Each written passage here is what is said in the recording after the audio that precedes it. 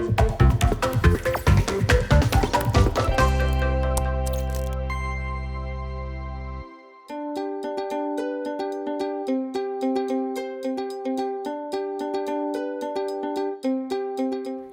to the owner's class for the Singer Professional 9100 sewing machine. My name's Devin and I'm going to get you all set up and started on your brand new sewing machine. The first thing we're going to do is go through all the things in the box and how they look when you first pull them out. So first you have your machine, obviously. You have your extension table right here. This is going to help you work on bigger projects and give you a nice big working space to sew on. You have your instruction manual, so you have that right here. Your instruction manual is very important. You want to hang on to it. Don't throw it away or lose it. It's full of lots of good information about how to set up your machine, how to operate it. Super important, so definitely hang on to that. You also have a quick start guide. This is kind of like a cheat sheet, so if you have to look something up really fast about how to thread your machine, set it up, or wind a bobbin, you can check out your quick start guide. You have your foot pedal and you have your power cord. And lastly, if you open your storage compartment right here, that's where all the rest of your accessories are. So there's some presser feet, a seam ripper, some spare bobbins and needles, and some other things that we'll talk about eventually. We're going to go over how to get your machine set up, so how to wind a bobbin and how to thread it. First, let's go over the parts of your machine. For our tour of the machine parts, we're going to start with something really easy. That's the power button. The power button is on the right side of your machine, right next to the cords. So we're going to turn it on, the light will come on, the LCD screen will come on, so you know your machine is turned on. These two cords on the side of the machine, one goes to the power source, to the wall, the other one goes to the pedal on the floor. That's how you're going to operate your sewing machine. So above all of the cords, we have the hand wheel. The hand wheel is the manual version of pushing the pedal. When you turn the hand wheel, you want to make sure that you only ever turn it towards you. That's the way that it was designed to move, so just remember to only turn it towards you. As we turn it, you can see that there's a silver hook bobbing up and down over here. This is called the take-up lever, and that will be important once we get to the threading. Moving to the top of the machine, we have a handy little carrying handle right here. So if you need to move your machine or take it somewhere, you can use the handle. Right here is your tension dial. Tension, when you're sewing, refers to the tightness of the stitches. For the most part, you can leave the tension dial set at 4. You really only need to change it if you're doing a specific technique or if you're doing fine-tuning adjustments, but for the most part, when you sew, you can just leave that set right at 4, which is the middle of the range of numbers. Moving down to the front of the machine over here, we have our speed control. This is a nice, handy feature. This sets the maximum speed that the motor will run when you push the pedal. So if you want to only sew very slow, you can put this all the way at the first little arrow, and even if you push the pedal all the way down on the floor, the machine will only sew slow. If you want to just kind of test it out at first, just put it at a medium speed, and that will give you a good idea for a place to start. Below, we have several buttons here. This button is the programmable needle up-down, so this can determine whether your machine stops with the needle down or the needle up. We have a stitch tie-off button, so this can be used to tie off your stitches as you're sewing.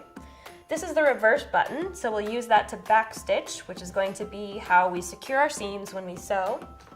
And then we have our start-stop button. So this is how we can operate the machine without the foot pedal. We can just use the start-stop button if we want to. Moving down to where the needle is, we have this piece right here. This is called the presser foot. The presser foot is going to press down on the fabric when we sew.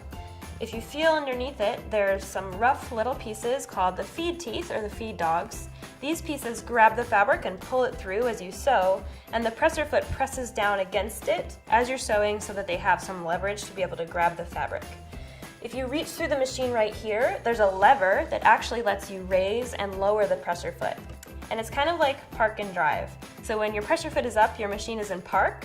When you're ready to sew and go somewhere, you're going to shift into drive by lowering your presser foot.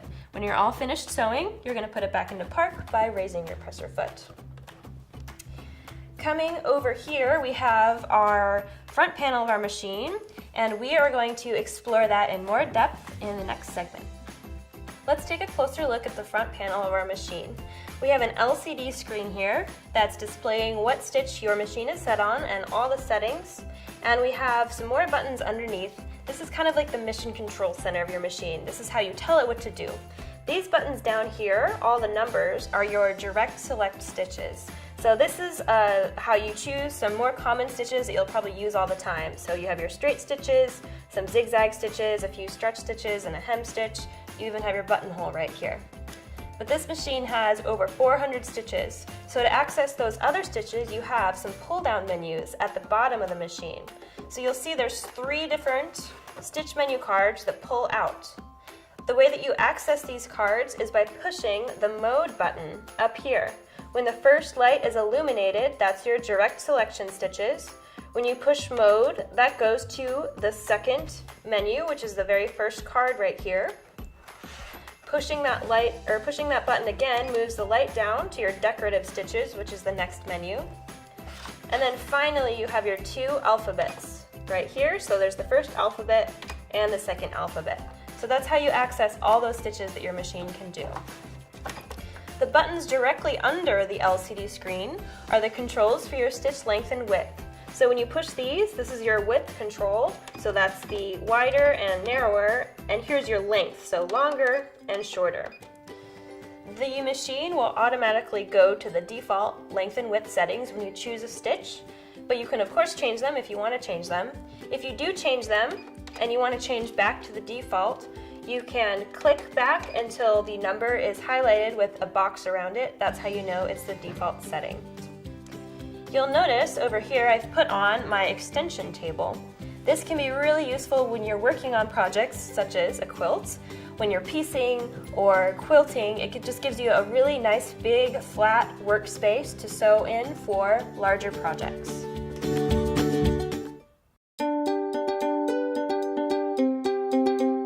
So now we're ready to set up our machine, wind a bobbin, and thread it.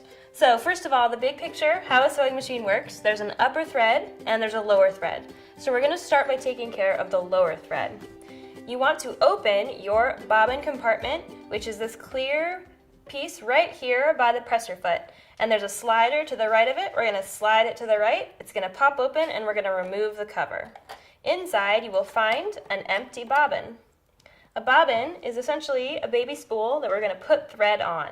So we're going to set this aside for a second and we're going to go in our storage compartment and we're going to grab a spool cap. We're going to need this for our thread. Your machine comes with a couple extra bobbins, so in case you need to get some more or fill them, if you fill all the ones that come with the machine, make sure that you buy Singer Class 15 transparent bobbins. See, these are the bobbins that are designed to work with your machine. So these are the bobbins that are going to work the best and make your machine sew the best, the Class 15 transparent bobbins.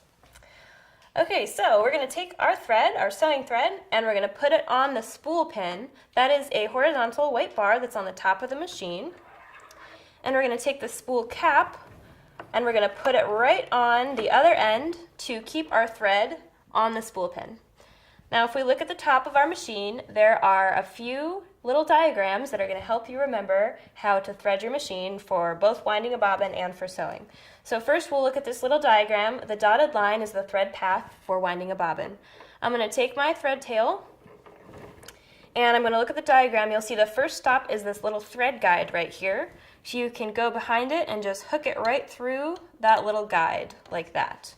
The next stop is the bobbin winding tension disc, which is this piece right here. It looks like a screw.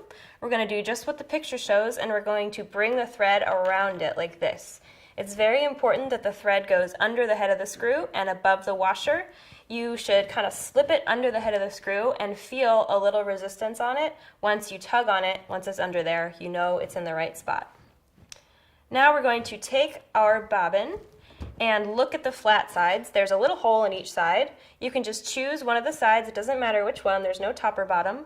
You're going to take the thread and thread it up through one of the holes from the inside to the outside. So again, we're starting in the middle, the inside of the spool, and we're coming out the top like that. We'll grab our thread tail, hang on to it, take your bobbin and push it down on the spindle over here. This is the bobbin winding spindle. You want to make sure you push it down all the way. If you don't, you might accidentally wind thread under the bobbin, and that's not what we want to do. To tell the machine we need to wind a bobbin, we're going to pop that spindle over to the right. That's going to put the machine in bobbin winding mode, and it'll know that you have to wind a bobbin. So now we're ready to wind it. So we're going to hold onto the tail of our thread, and we're going to push on the pedal. It'll start winding. If your bobbin isn't winding very fast, then take a look at your speed control, because remember, this is the maximum speed of the motor, which also winds the bobbin, so you can turn that speed all the way up and it will wind faster. After you wind for a few seconds, we'll stop and we'll trim the thread close to the bobbin because the tail's buried, it's not going to come undone. And you can just keep filling until your bobbin is full. It will stop automatically.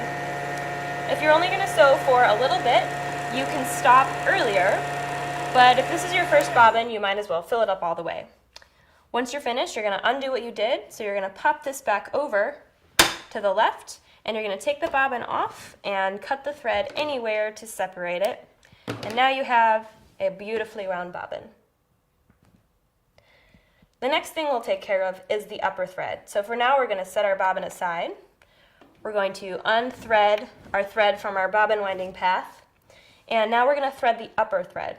If you look at the top of the machine, again, there's some arrows and diagrams to help you know how to thread it. Before you thread, though, you want to check two things. First, you want to make sure your presser foot is up. So remember, there's a lifter right here that can move your presser foot up and down. You want to make sure that that is up. You also want to look for your take-up lever, and you want to make sure that that is all the way up. If you can't see it, go ahead and turn the hand wheel towards you until you see your take-up lever. So the first stop for our upper thread is the same as for bobbin winding. It's this first thread guide. So you're going to hold the thread and just go behind it and forward to get it right in that first thread guide right there. The second stop is this white piece, so you're going to go behind it and then kind of just floss it right in there underneath that white piece. You'll go down this channel right here, do a U-turn around this white piece. For the take-up lever, you're going to mimic what this arrow is doing on the top of the machine. So you're going to start on the right, you'll go back, over, and then bring the thread forward. It's really important that the thread catches in the front of the take-up lever, so make sure you see the thread right in the front there before you keep going. The next stop is another thread guide right below this arrow right here, so we're going to slip it behind on the right like that. And the very final stop before the needle is one last thread guide, which is this horizontal bar right above the needle. So I'm going to hold the thread horizontally, and again, just kind of think of flossing. We're going to floss it right in there so that the thread is behind that horizontal bar. To thread the eye of the needle, you can do it manually if you want. You'll thread it right through the eye, front to back, or you can use the needle threader that's on the machine. To do that, you want to first make sure the needle is in the highest position, very important. And we're going to take our needle threaded lever, push it down, and you want to snag the thread in this first hook, and then bring it around under these prongs and let go. And it's going to pull the thread through the eye of the needle in a little loop. You can grab that loop and pull the thread the rest of the way through. Now our needle is all threaded. So now we have to put our bobbin in. We are going to take our bobbin, and it's going to go right here in the bobbin compartment. So now we're ready to put our bobbin in. We're going to hold it like the letter P. We're going to imagine this is the stem of the P, this is the top part. Holding it just like that, we're going to drop it in the bobbin compartment, and then we're just going to follow the arrows. So we want to pull the thread up to this arrow, and then down and around, do a little U-turn around this piece, and come down here for the final arrow, and the thread will get cut by a little blade in there. At this point, we can put the cover back on the bobbin case. The very last thing we need to do is use the upper thread to draw up the bobbin thread. To do that, we're going to hold on the upper thread with our left hand, and we're going to hand crank through a full down and up of the needle. So I'm going to hand crank the wheel towards me, and when I'm holding the left thread with some tension, you'll see that it grabbed the bobbin thread and pulled it up, and here's the tail of it right here. So now we are all ready to sew. I'm just going to take the upper thread, put it through the foot and towards the back of the machine, and we're good to go. Now that our threading is all done, it's time for us to do a little test sewing and just double check that we did everything correctly. So I'm going to go to a regular straight stitch. That is the number 1 on your direct selection menu right here. That's a good stitch for sewing a seam, so that's what we're going to test. And we can just go with the default length and width settings right here that the machine sets automatically. I have a little test swatch here of the fabric that I'll be sewing my real seam on. I'm going to take it, we're going to put it under the presser foot. To the right of the foot, you'll see a bunch of lines. These are your guidelines for sewing seams. So I'm going to choose the 5/8 inch line right here and follow that, keep the right edge of the fabric along that line as I sew, and that's how I'm going to sew straight. So we'll put our presser foot down to get ready to sew, and we'll push the pedal and just sew right along this edge.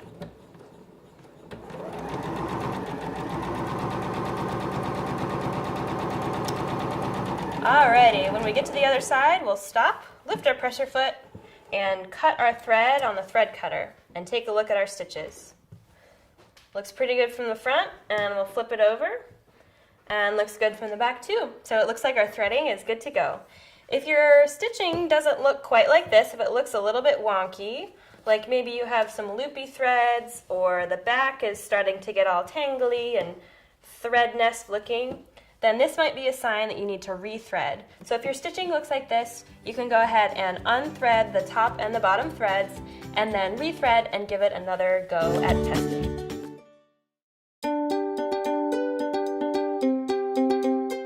Now that we know our threading is good to go, we can sew our seam for real. So I have 2 pieces of fabric here that I have pinned together with the right sides together. That means the printed sides are touching. And you always want to pin your seams when you sew them. That's because the fabric might wiggle around if it's not pinned. So the pins just hold everything in place so you know where they're going to be and where your pieces are going to be as you're sewing. So for my seam, I'm going to leave it on my straight stitch, so that's number 1 on your direct selection menu. And I'm going to take my fabric and put it under the presser foot. And again, I'll use my 5/8 inch guideline on the right side of my foot. And I want the fabric to be pretty much even with the needle right at the top. So I'll put my presser foot down. When you select your regular straight stitch, number 1, there will automatically be a tie-off at the beginning. This is how your machine secures the threads, so it will sew in place a few times when we start sewing. All right, I'm going to go for it. So there's my tie-off, and now I'm going to keep going. When I get to a pin, I'm going to take that out. You don't want to sew over your pins. You can break your needle or damage your machine. And as my machine sews, I'm going to not push or pull the fabric through the machine. The machine pretty much does that on its own. It's just my job to gently guide it and keep it straight as I sew. When I get to the end, I want to make sure that I secure the end of the seam too. So I'm going to stop just before the end, and I'm going to do something called a back stitch. So that's sewing backwards a few stitches and then back forward. So I'm going to hold the reverse button, push the pedal down, and then I'll click the reverse button again to go back forward. I'll lift my presser foot, pull my project out, slice my threads on the thread cutter, and there is my beautifully sewn seam. The second part of sewing a seam, which is a crucial part and a part you don't want to skip, is pressing the seam. I'm going to take my fabric and put it on my pressing board right here, but you can just use a regular old ironing board. And I'm going to press this seam open. So that means I'm going to take my iron and separate the sides of the seam allowance and just press it open like this. Pressing will make your projects look nice and professional and finished, and it will help all of your pieces line up with each other as you are constructing something. So you definitely don't want to skip it. After you sew a couple big projects, you're going to want to change your sewing machine needle because sewing machine needles get dull after a while as you use them. It's really easy to do that, so I'm going to show you how to do it. First, I'm going to unthread the needle just to get that out of the way. It's always a good idea to turn your machine off when you're working with a sewing machine needle just to be safe, so I'm going to do that, turn it off. To take the needle out, I'm going to unscrew the needle clamp screw, which is this screw right here. If it's a little tight, you can take the screwdriver that came with your machine and use that to loosen the needle clamp screw if you need to. So once I loosen that and pull it out, the needle should come right out. If you look at the needle, one side of it is flat. That is the side that's going to go towards the back when you insert a new needle. So the thick part, the top part, is the part that's going to go in the machine, and the flat side of that thick part goes towards the back. So I'll hold it that way, flat side facing away from me. I'm going to put my presser foot down just to give myself a little bit more space, and I'm going to insert the needle into the machine. Then I'll go ahead and tighten up that needle screw, the needle clamp screw, and that's all there is to changing the needle. So your machine comes with regular point needles.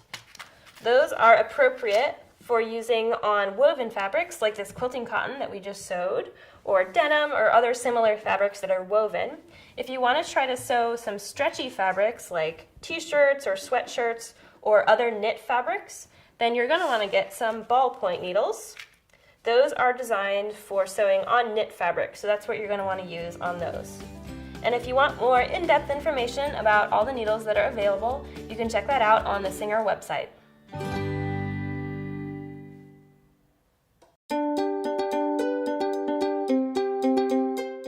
So you'll notice that I have the extension table on my machine. This is an accessory that comes with the machine that's really useful for working on a nice big flat surface. So whenever you're doing anything that you need to have nice and flat, like for instance this pocket, it makes things way easier. So I'm going to be sewing around the pocket and pivoting at all these corners to attach it. I have my regular presser foot on, and I've selected just my regular straight stitch, which is stitch number 1 on the direct selection menu. I'm going to line it up the first top corner right here, just inside, and I'm going to put the presser foot down. So now to select the programmable needle down, I'm going to touch this button right here, and you'll notice on the screen there's a needle icon that has a down arrow. So the needle's gone down in the fabric, and now every time I stop sewing, the needle will end down and be holding the fabric in place like a little anchor. So I'm going to start sewing. It's going to do an automatic tie off for me. And then I'll sew along the first edge of the pocket. When I get to this first corner, I'm going to stop. The needle ends down, so I can just lift the foot, turn the fabric, and keep going. Next corner, same thing. Lift the fabric, turn it.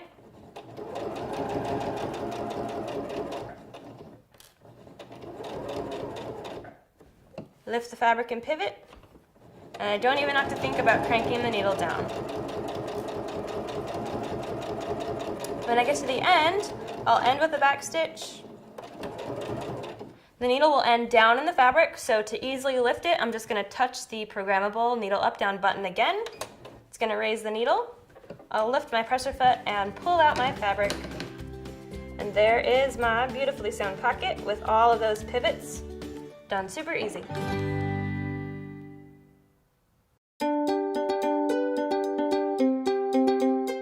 Buttonholes can seem kind of scary to new sewers, but they're really fairly easy, especially if you know all the steps that you have to do. I'm going to show you how to do a one-step buttonhole on the Singer Professional 9100. I have a swatch here of some wool fabric that would be commonly used for a coat or another outerwear garment. I have a double layer, and I have some interfacing inside, just like it would be on a placket on the front of a coat. So we are going to be stitching a buttonhole right on this piece of wool. The first thing that I need to do is mark my placement for the buttonhole. So I have the button that I'll be using. I'm going to place that right on the fabric where I want it to be, and then I'm going to mark its position on one side with a line. So I'm marking the side that's closest to the edge of the fabric, the fold of the front of the placket.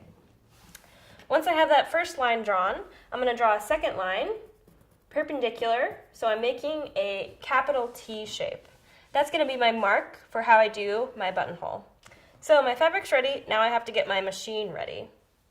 First thing I'm going to do is choose a buttonhole stitch. So on the 9100, you can choose a regular standard bar-tack buttonhole by selecting the 0 on the direct selection menu. That's a very common buttonhole, so that's why it's super easy right on the front. All of the length and width settings are set automatically for you.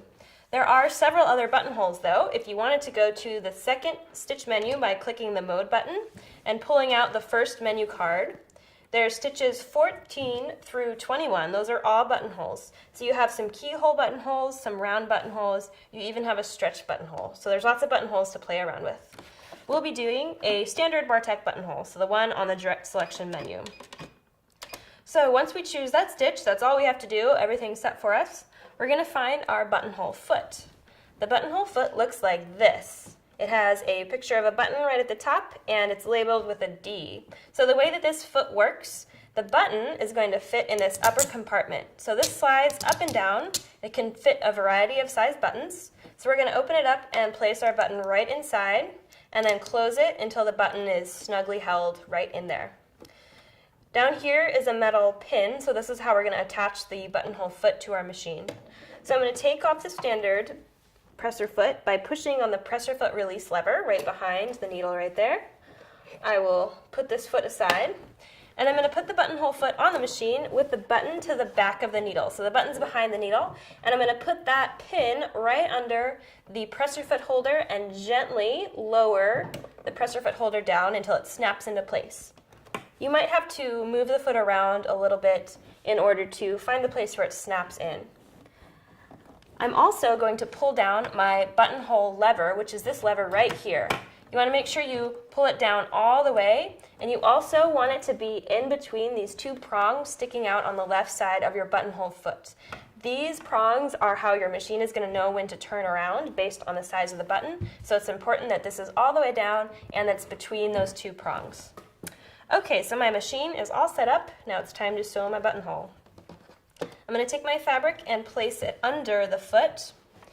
And if you need to, you can use the presser foot lifter to raise the presser foot even further, just to get it under there. And to line it up, you want to get that first horizontal line that we made right in the little window of the presser foot, right here. It should be pretty much filling up that window. And then the second line we made, the perpendicular line, should be centered on the foot, so going directly up and down the foot this way. Once you have that all set, you can go ahead and just kind of hold the upper thread out of the way and start sewing.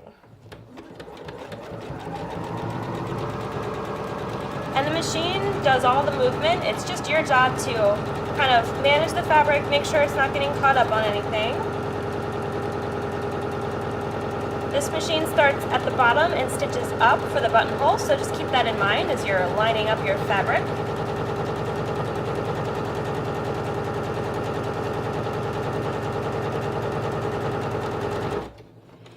And you'll push the pedal down until the machine stops on its own. So at this point, it's stopped. We're all finished with our buttonhole. So I'm going to lift my presser foot and pull out my fabric and trim my thread tails. And here is my beautifully stitched buttonhole. At this point, I would take a hand sewing needle and thread both upper threads through the eye and bring them to the back of the fabric and tie all the thread tails in a knot and just cut them off. Alright, so our buttonhole is stitched, but the button can't get through because it's still a solid piece of fabric, so we need to open it. To do that, I'm going to take 2 straight pins. I'm going to use these for protection so that I don't accidentally cut through my buttonhole. I'm going to put one at each end, at the bar tacks at each end, so that's the top and bottom stitches. The pins are going to prevent me from slicing through my thread. I'll take the seam ripper that came with my machine, and I'm going to go right in the center, down through all of the layers, fabric and everything, being very careful not to cut through my thread. And I will cut all the way to the end with the seam ripper, and it'll hit that pin and prevent me from going through my stitches. Then I'll turn it around, and I will slice right through the other side to open my buttonhole. So I can take my pins out, and my buttonhole is open and ready for a button. So if I was doing a whole row of these down the front of a coat, the one-step buttonhole is really helpful because the machine does all of the figuring out of the settings and when to start and stop and turn around, so they would all look exactly the same and beautiful. So see, buttonholes are easy.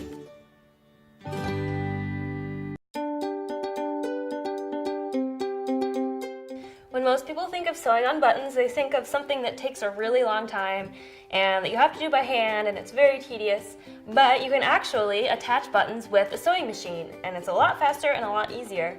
So I'm going to show you how to sew on buttons with the Singer Professional 9100. I have a swatch of wool fabric here that is just like fabric for a coat, as if I was making a coat, and it has some interfacing on the inside like a front placket would have. I've already stitched a buttonhole on it, so now I'm going to stitch on the corresponding button. First, I need to set up my machine.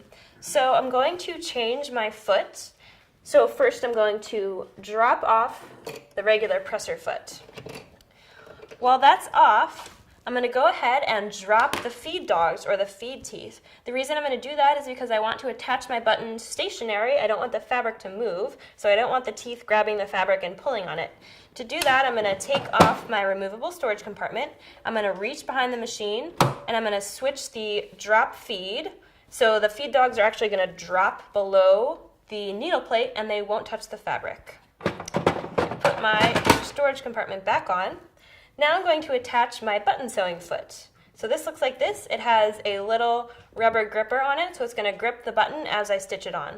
There's a presser foot pin right here. That's where we're going to attach it. So I'm going to put that right under the presser foot holder. You might have to raise the presser foot extra high. And then I just want to lower the presser foot lifter gently down on the foot until it snaps into place. You might have to wiggle it around a little to find the point where it snaps. So on the 9100, there's a specific stitch for sewing on buttons, which is pretty awesome because that means all the settings are set for you for the most part. So to get to that stitch, it's actually on our first sub-menu of stitches right here. It's stitch number 25 on that first menu. So to access that, we're going to click the Mode button. That's going to bring us to this second menu of stitches. And then we're going to select stitch 25 by just typing 25. Now we're set on the button sewing stitch. The only thing that we have to set is the width. So the button sewing stitch is like a zigzag stitch where the needle goes back and forth, and you want to make sure the stitch width, so the distance between each stitch, is the same as the distance between the holes on your button. So now my machine is all set and I'm ready to attach my button. So I'm going to grab my fabric, I'm going to put it under the presser foot, and I'm going to put my button under as well, right in the place where I want to attach it. And you may need to raise the presser foot a little bit to get the button under. And you want the holes in the button to be centered right in that little space between the prongs of the presser foot. So before we push the pedal, we want to test to make sure our width setting is the correct width for the holes in our button. You don't want to just push the pedal because the needle might hit the button and break. So I'm going to hand crank through a few stitches. So I'll test 1 and then I'll test 2. So my needle is clearing my button, so I'm good to go. I'm going to push the pedal until the machine stops sewing. It's going to attach the button and tie off for me.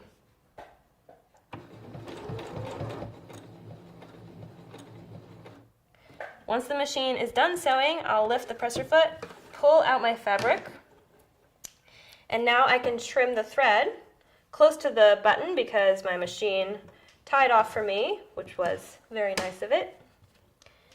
So we'll cut the back threads as well. And here is my beautifully sewn button. Way easier than hand sewing. Once you're done attaching buttons, what you want to do before you start sewing anything else, just remember to raise your feed dogs or your feed teeth back up. So to do that, you're going to slide off your storage compartment, you're going to flip that switch the other way, and then hand crank through a full revolution of the needle going up and down, and you'll see your feed teeth pop back up. So now that you know how to sew on buttons and how easy it is, there's lots of different ways you can play around with the technique of attaching them. You can see that you can attach wide buttons, medium ones, narrow ones. You can change the width setting on the button sewing stitch to have to accommodate different width of holes on your buttons. You can use buttons with exaggerated holes and a narrow zigzag. If you're attaching a 4-hole button, then you can do 2 sets of stitches across the 2 sets of holes, or you could, for instance, do a cross, an X pattern of stitching, so going diagonally across both pairs of holes. You can even play around with changing thread colors and patterns and designs when you attach them. There's lots of different possibilities, and it's really easy. So now you know how to do it, and you can get creative.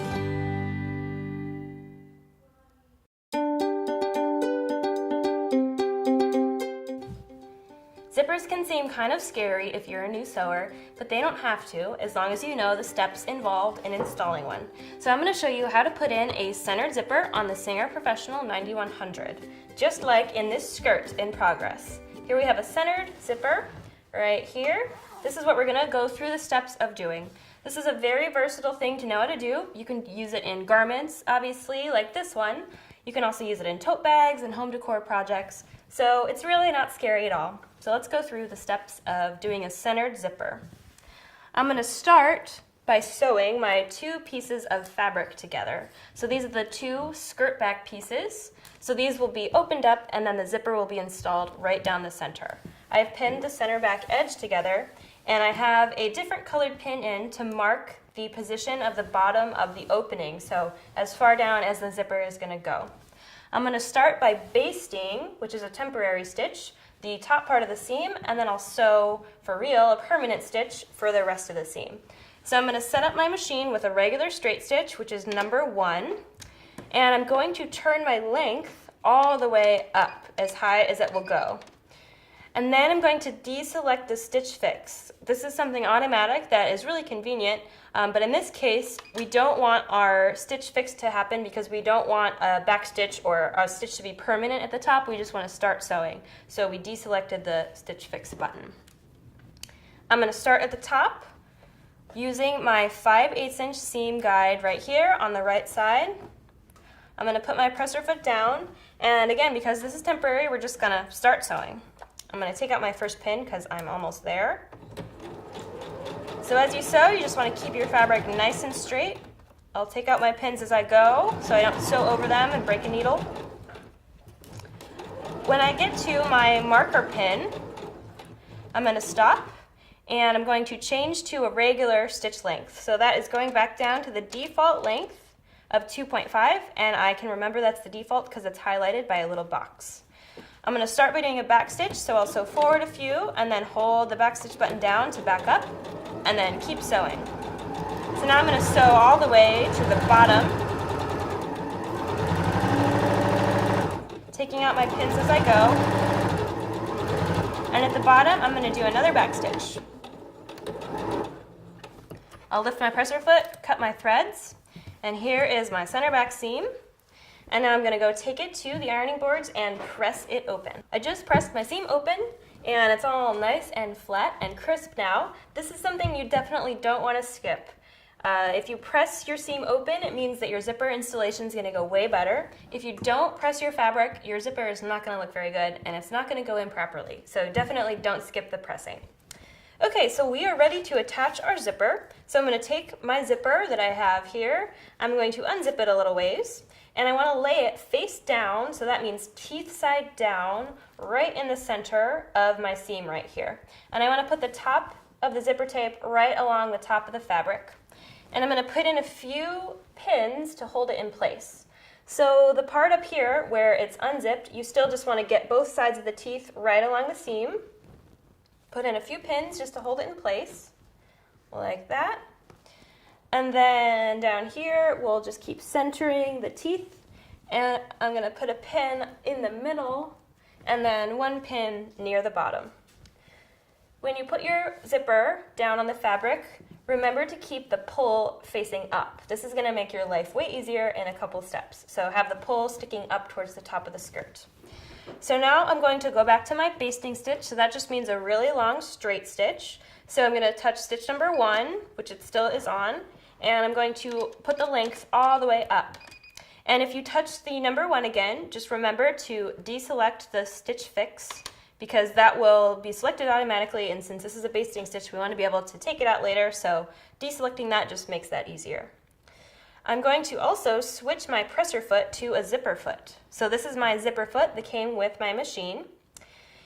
The whole point of a zipper foot is to be able to sew close to something that's bulky, like a zipper, without the presser foot getting in the way. So it's just a little more streamlined down here where you're sewing. It has an extra wide presser foot pin right here, this horizontal bar, so you can attach it on either side of this pin. I'm going to take my regular presser foot off by pushing my presser foot release lever, put that aside. And for this first step, I'm going to attach the foot to the left side of that presser foot pin. So I'm going to put that under the presser foot holder and just gently lower it down until it snaps into place, and then raise my presser foot. So the bulk of my presser foot should be to the right of the needle. When you're using a zipper foot, a little safety caution, it's very important to only ever use it with a straight stitch and be very, very cautious about moving the needle because the space where you're sewing is really tiny. So it's very easy to accidentally have the needle be over the metal part of the foot if you start moving the needle around. And if you do that and start sewing, you're going to break your needle because it's going to hit the metal. So just be very cautious and use only the straight stitch when you're using your zipper foot. Okay, so now it's time to baste our zipper to our fabric. So I'm going to put the skirt under. I'm starting at the top, and the goal is just to sew along the edge of the zipper tape. So I'm going to put my presser foot down, take my first pin out, and again, this is temporary, so we don't have to backstitch. You can just start sewing.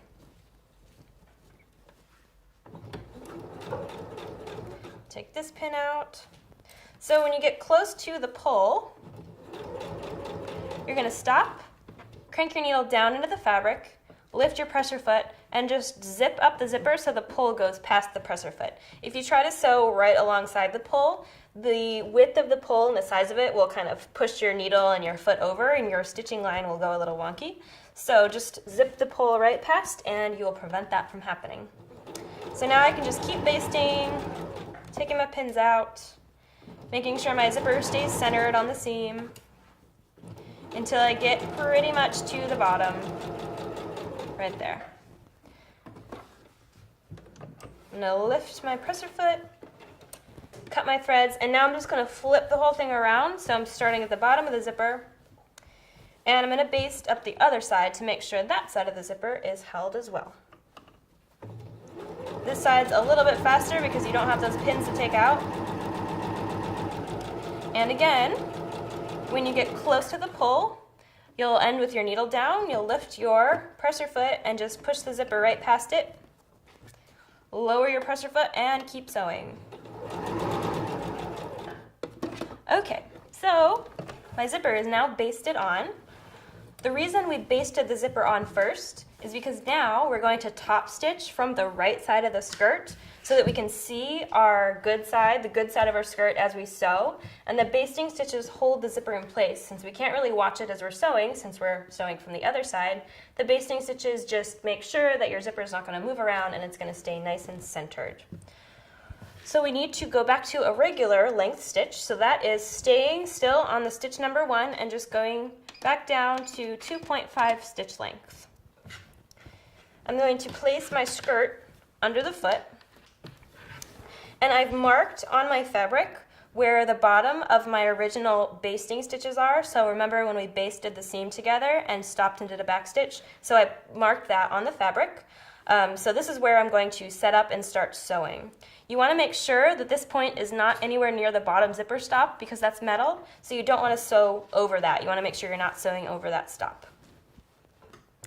Alrighty, I'm going to start about 1/4 inch before the seam, and I'm lining my needle up with that mark, and I'm going to start by just sewing straight over the zipper to the other side and stopping at about the same point on the other side. So I'm going to stop with my needle down about 1/4 inch out.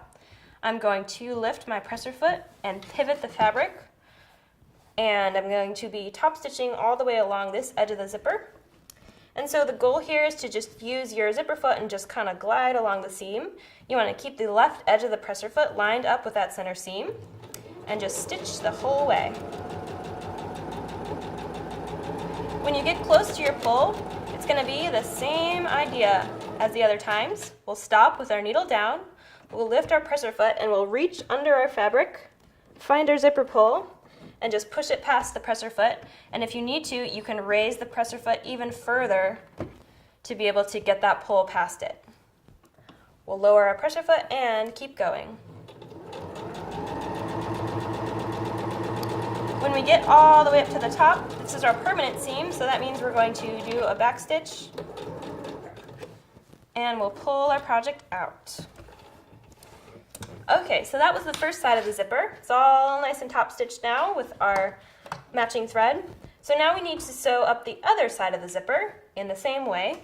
But to do that, we're going to switch the presser foot to the other side because we want to start at the bottom of the zipper and sew in the same direction again, just to keep our fabric even and prevent any weird bunching from happening on both sides of the zipper. So we're going to push our presser foot lever on the back. We're going to just push that foot over and reattach it on the other side of the presser foot pin, just like that. So now the bulk of the presser foot is to the left of the needle. We're going to put our skirt back under, and it's going to be starting right at our mark again. And we don't have to sew across the zipper because we already did that, but we want to make sure that when we start, we're sewing over our beginning thread before, because remember, we didn't backstitch. So you want to make sure that you do a backstitch, this time over your initial stitching. I'm going to line the right side of the presser foot up with that center seam, and we'll start with a little backstitch. So I'll sew forward, backwards a few stitches, catch that thread, and now I'm just going to keep going. So this is the same idea. We are stitching and keeping the presser foot lined up with that center seam. When I get up to my pull, same thing as before, we're going to have the needle down in the fabric, lift the presser foot, and push the zipper pull past the presser foot. Again, make sure if you need to, you raise that presser foot lifter even further. You can also turn the fabric as long as the needle's down if you need to get a little bit better access to the zipper pull, because it's kind of getting deep down in there. All right, once it's passed, you can put your presser foot back down, keep on sewing.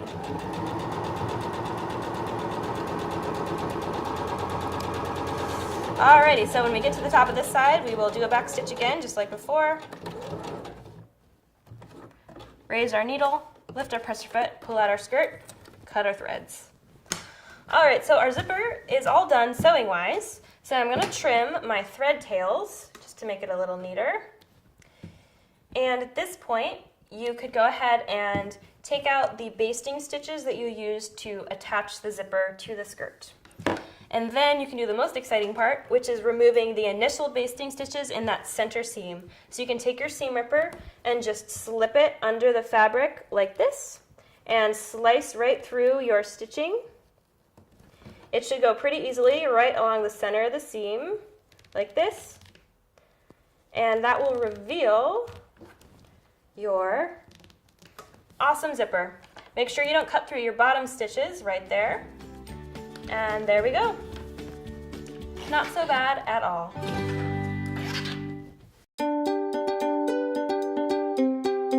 I'm in the middle of sewing a skirt, and I've decided to put a blind hem on the bottom. So what is a blind hem? A blind hem is kind of magical because you can't see it from the right side, that's where it gets its name, but on the wrong side, it looks like this. So let's go over how to do a blind hem. First of all, how do you get set up to stitch so that it's invisible from the right side and visible from the wrong side? I have a couple scraps here left over from cutting out my skirt, so I'm going to show you how you fold the fabric and get set up for sewing a blind hem. So here we have a little section of fabric. I have the bottom edge of my skirt here. The WS stands for wrong side, so this is the wrong side or the inside of my skirt, and the other side is the right side. So the first thing you want to do is finish the bottom edge of whatever you're making, so skirt, trousers, whatever you're putting a blind hem on. And in this case, I used pinking shears just to pink the edge, but you could use a zigzag stitch or whatever seam finishing method you want to use. You want to press the hem allowance towards the wrong side, so towards the inside of your skirt, the full amount that you want to hem the fabric. So you're going to press that and make it nice and creased. Now we're going to do a special little fold. So we're going to take our whole hem and we're just going to turn and fold it towards the right side. So towards the outside of the skirt. And you want to fold it so that you see a little bit of the edge of that hem. So basically the edge that you seam finished is sticking out, and there's the fold right here. Once you have that fold in place, we're going to pin it. So I'm going to pin all these layers together like this, and trying to keep that little part sticking out consistent. Just like that. So here's what it looks like all pinned and ready to sew. So you can see, again, there's a little bit sticking out right here. There's the fold, and here's what it looks like on the side. Okay, so I have my skirt all pinned up and ready to sew. I'm ready to do my blind hem on the bottom, but first I need to get my machine set up. So let's do that. The first thing we're going to do to get our machine ready is change our presser foot. We're going to change it to the blind hem foot, which is foot F on this machine. The way that the blind hem foot works is that there's a little guide right here. That's what the white part is. The guide is going to glide right along the fold and ensure that we sew in exactly the right place. So I'm going to push the presser foot lever and take off my regular presser foot, set that aside.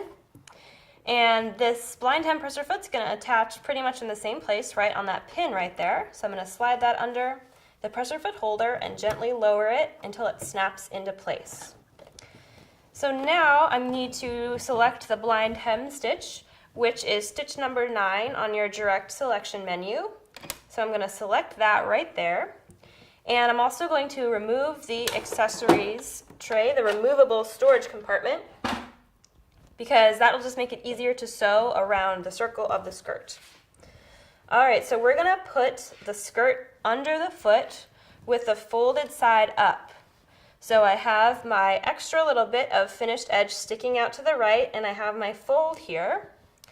So I want to have the fold be positioned right to the left of this guide right here. So I'm going to put the presser foot down, and you'll see that the fold is going to snug right up to the white part, this guide. I'm going to adjust the settings, so I need to know where the needle is going to be when it sews all the way over to the left. It's going to be stitching a few stitches in the part that's sticking out, and then it's going to do a single zigzag over and grab the fold. And the goal is to have the needle just take a teeny little bite of the fold to grab just the edge of it. So I'm going to hand crank through those stitches on the right until it gets to a stitch that goes over to the left, and see where my needle's hitting. So my needle is actually hitting right on the edge of the fabric right there. I can probably even move it a little bit more, and you can either adjust the needle position by moving the width setting, so change your width. If your needle's not close to the edge of your fold, you don't want it to go too far past, you also don't want it to be too shallow, you really want it right on the edge of the fold. You can change the width settings to move the needle around if you need to do that. You can also adjust the guide with the screw right here. It's a little bit easier to just use the width setting, so the first time you do it, then maybe just try using the width to adjust the needle position. All right, so it's looking good. So I'm going to take this first pin out, and I'm going to start sewing. So again, the goal is to just take teeny little bites out of the fold with the needle.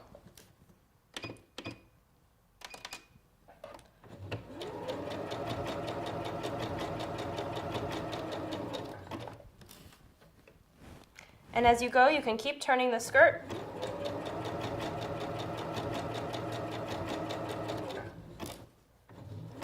When you get to where your seam allowances are, it's a little bit thick there, so you might just have to help the fabric a little bit get through the machine.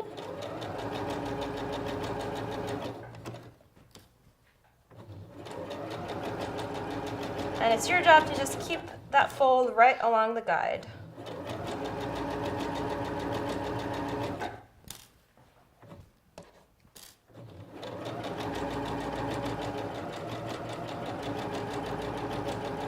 So when I get back to where I started, I'm going to do a back stitch. And then I'll lift my presser foot, pull out my skirt, cut the threads, and here is my beautiful blind hem. So you can see that I can't see it from the right side. Here's what it looks like from the wrong side, and it's nice and securely held in place.